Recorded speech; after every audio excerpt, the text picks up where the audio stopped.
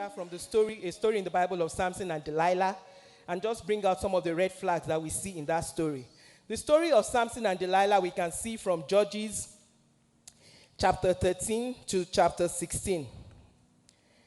Samson was, if you just liken him to this present time, it's somebody that you can call a Christian who was called.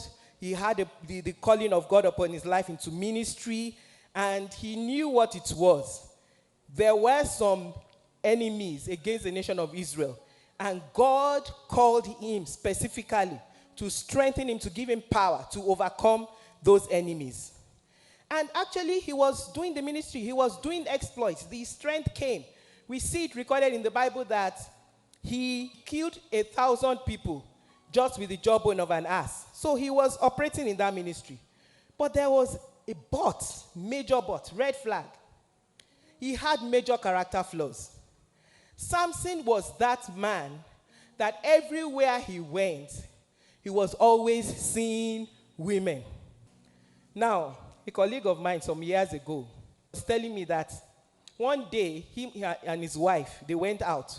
And there was this fine girl that was walking past. I mean, you just had to turn to look at her again. So he turned to look at her. And his wife also turned to give her a second look. So his wife was asking, why are you looking at her? He asked her, you two, did you not look at her again? She was pleasant to the eyes, so I looked. But sometimes there is a lot of danger in looking. But if you look and you're able to quickly discipline yourself and quickly unlook, you may be safe. But in the case of Samson, he never unlooked. After seeing, the Bible says that he will now go in onto the woman, whether the person is a prostitute, harlot, or whoever. And all these girls, they were in the enemy's camp. That's what Samson's specialty was. Major character flaws in Samson. And then Samson was very stubborn. His parents had warned him. This was a man that knew that he had the call of God upon his life. This call of God had been made manifest. It wasn't still in the dream arena. It wasn't still in the prophetic. It was real. He had strength. He knew there was something special about him. He was already using his strength, working and operating in this ministry. And he knew there were some restraints on his life because of this call of God. But he completely ignored it. His parents warned him, because of this call of God upon your life, you cannot afford to marry a girl from the Philistines. You cannot afford to marry somebody from the very people that God called you, the enemies of God, that God called you to handle. You are now going after these girls. It is wrong. And he had actually had a previous marriage that failed to one of these girls that his parents had warned him. But he was so stubborn. He went again after another Philistine girl. That was Samson. Major character flaw. And going on in the story, eventually this other girl, Delilah, that he went after, was able to squeeze out of him the secret of his strength and his power. And she gave him up to the enemies. And this completely and totally destroyed him. Red flags from the story of Samson and Delilah, very quickly. A man or a woman who is not accountable to anyone does not listen to anyone. No mentor, no pastor, no uncle, no auntie, no family leader or anybody that they can listen to. She has nobody that can talk to her, sit her down. It's a red flag.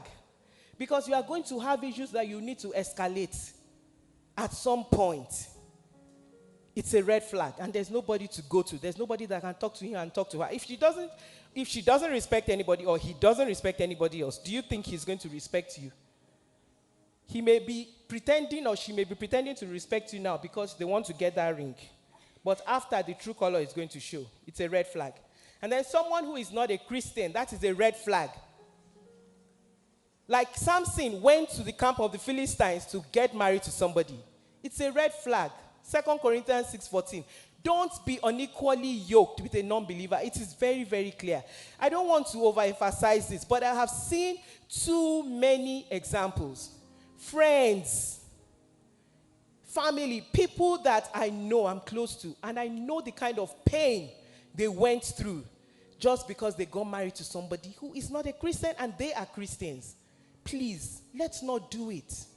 There's somebody for you. You are a Christian. There's a Christian that is after the heart of God, that God has prepared for you. And then another red flag, when he or she says that you have to do something ungodly, something sinful, before they can marry you. They give you the condition. Before I can marry you, I know I can see your six-pack, but seeing alone is not believing. I want to experience your six-pack on the bed.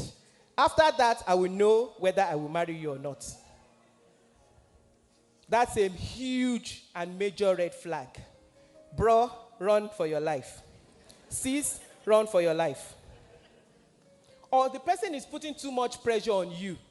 You just met them. And it's true, you are mature. You are ready to get married. You have a job. You have a house. You have everything. They too, everything. But then, the pressure is so much.